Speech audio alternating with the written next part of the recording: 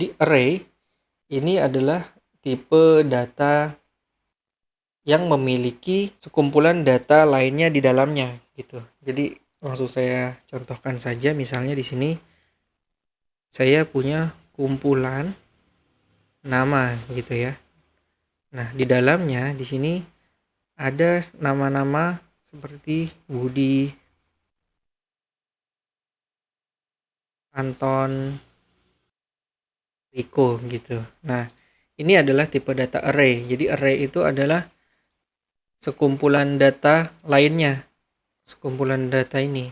Jadi kalau misalnya kita ingin memasukkan Budi, Anton, dan kumpulan dan nama-nama lainnya ke dalam satu variabel tanpa kita harus menulisnya seperti ini, misalnya nama 1, nama 2, dan seterusnya, kita hanya perlu bikin seperti ini, kumpulan nama, lalu saya isi datanya Budi, Anton, Riko. Nah, ini kalau misalnya kita cetak ke dalam browser, maka hasilnya menjadi seperti ini. Sorry, kita juga perlu tahu bahwa array ini tidak bisa dicetak seutuhnya begini ya. Jadi untuk mencetak array mungkin kita bisa menggunakan printr seperti ini. Nah, jadi printr ini bisa mencetak apapun jenis tipe datanya begitu ya. Misalnya tadi array, kalau misalnya kita printr maka hasilnya seperti ini. Nah, kenapa hasilnya seperti ini? Jadi sebenarnya dalam sebuah array itu setiap data itu punya identitas. Jadi dalam hal ini identitasnya adalah urutan ya. Jadi urutan yang pertama itu dimulai dari 0 yang isinya adalah Budi. Lalu urutan berikutnya 1 yaitu Anton dan 2 yaitu Riko. Kemudian teman-teman juga bisa mengisikan dalam satu array ini tipe data yang lain. Misalnya di sini ada Budi, kemudian ada integer 1000, kemudian yang ketiga itu ada misalnya boolean true begini. Maka hasilnya sama. Jadi di sini ada Budi, di sini ada 1000, di sini ada 1 atau true. Selain itu, teman-teman juga bisa menuliskan variabelnya saja. Misalnya Budi. Budi ini kan sudah ditulis dalam variabel nama 1. Gitu ya. Kemudian bilangan 1 juga sudah ditulis dalam variabel bilangan 1 misalnya. Kemudian ini sudah ditulis dalam variabel lebih besar. Nah, kalau misalnya kita print lagi kumpulan namanya, ini nilainya akan sama ya.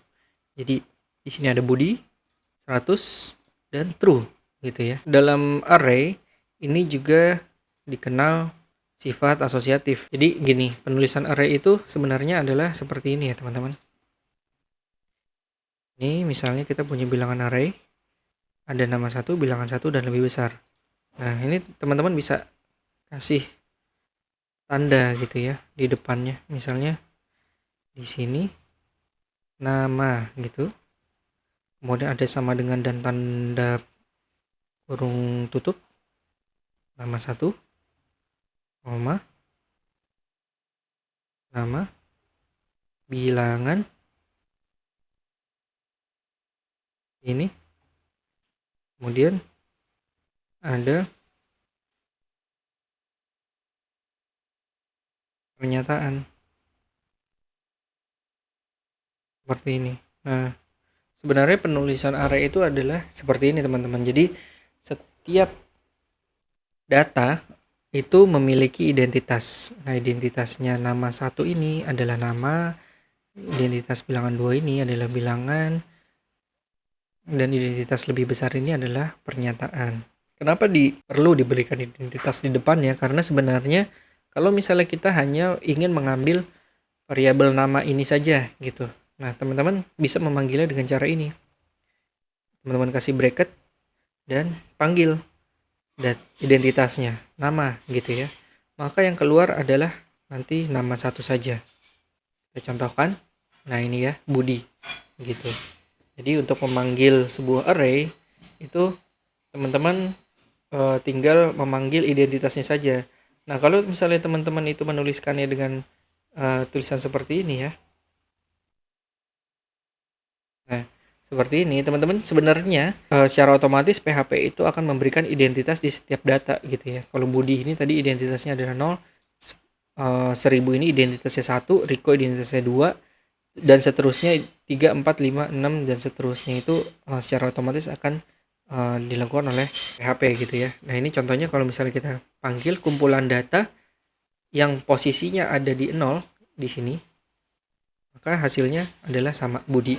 Kalau misalnya kita panggil yang lain yang posisinya 1, maka hasilnya adalah 1000 gitu. Bedanya kalau kita berikan identitas secara manual itu akan lebih mempermudahkan kita gitu ya. Misalnya di sini saya punya nama, kemudian di sini saya punya bilangan,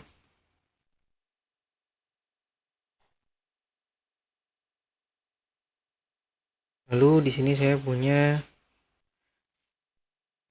pernyataan.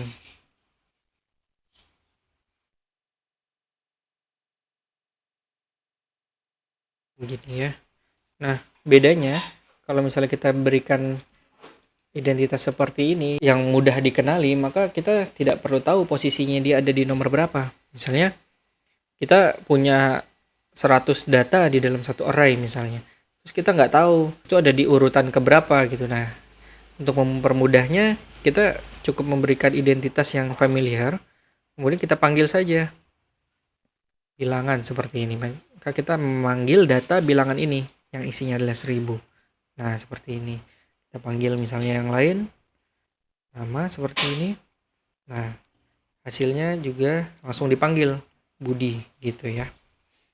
Nah, selain dari sifat asosiatif ini, array juga bisa bercabang teman-teman. Jadi misalnya di sini saya punya kumpulan nama juga gitu ya. Kumpulan nama.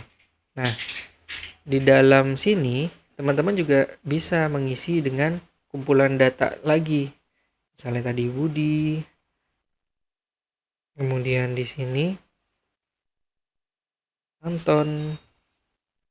Di sini lagi Riko gitu ya. Nah, ini bisa teman-teman lakukan. Hasilnya kita coba ya.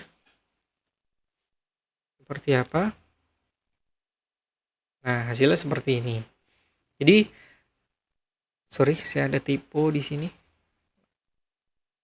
Nah, jadi di sini kalau kita cetak hasilnya adalah array yang isinya pertama data kumpulan nama. Kumpulan nama ini isinya adalah array lagi yang isinya adalah Budi, Anton, dan Riko. Kemudian di dalam array yang pertama itu juga ada data bilangan yang isinya 1000 dan ada pernyataan yang isinya true gitu. Ini yang dimaksud dengan nested ya atau bercabang begitu ya. Jadi di dalam array ada array lagi. Nah, sama untuk pemanggilannya itu juga sama seperti array sebelumnya. Jadi teman-teman tinggal panggil aja identitasnya. Di sini misalnya saya mau panggil kumpulan nama gitu ya. Nah, teman-teman nanti akan mengeksekusi kumpulan nama saja gitu yang isinya Budi, Anton, dan Riko. Jadi secara otomatis program akan menghasilkan data yang ini saja gitu. Nah, lalu misalnya saya ingin ambil yang Budi saja gitu ya. Nah, ini teman-teman tambahkan lagi. Setelah dapat bagian sini, teman-teman kasih identitas lagi di sini 0 gitu. Maka yang keluar hasilnya adalah Budi begitu. Karena Budi ini ada di posisi 0. Sama juga di sini kalau misalnya teman-teman mau kasih identitas lagi, misalnya di sini ada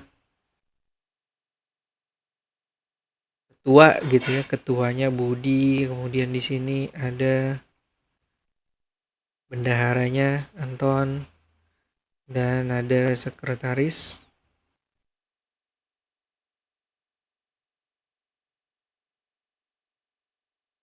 Riko gitu ya.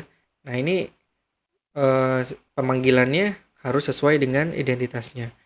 Misalnya kita panggil ketuanya gitu ya, maka keluarnya Budi. Kita panggil bendaharanya adalah Anton, begitu. Nah, ini adalah tipe data array. Selain tipe data array, di PHP juga ada tipe data object.